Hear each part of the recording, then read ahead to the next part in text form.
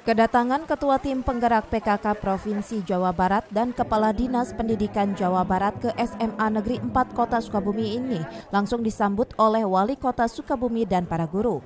Sesampainya di SMA Negeri 4 Kota Sukabumi, rombongan pun langsung melakukan peninjauan terhadap berbagai kegiatan dari para pelajar di sekolah ini, termasuk melakukan peninjauan terhadap ruang perpustakaan yang ada di dalam lingkungan sekolah ini.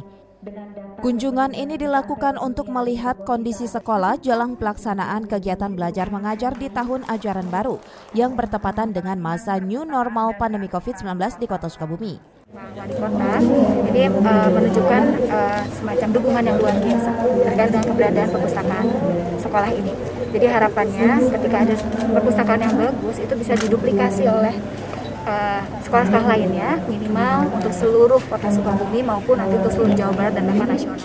Kepala Dinas Pendidikan Provinsi Jawa Barat mengimbau agar kegiatan belajar mengajar tersebut wajib melaksanakan protokol kesehatan sesuai prosedur pemerintah.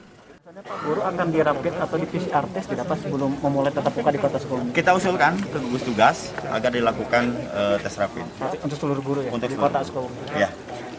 Sekolah sekarang kita prioritaskan di sekolah menengah dulu, menengah pertama dan menengah atas. Mana sekolah yang diyakini telah sesuai standar protokol kesehatannya, itu yang akan kita prioritaskan. Jadi kalimatnya dapat, bukan harus dibuka seluruhnya. Pihak pemerintah Kota Sukabumi saat ini tengah memprioritaskan pelaksanaan kegiatan belajar mengajar secara tatap muka bagi sekolah menengah pertama dan menengah atas sesuai standar protokol kesehatan yang telah ditetapkan oleh pemerintah. Dari Kota Sukabumi, Iqbal Bakar melaporkan.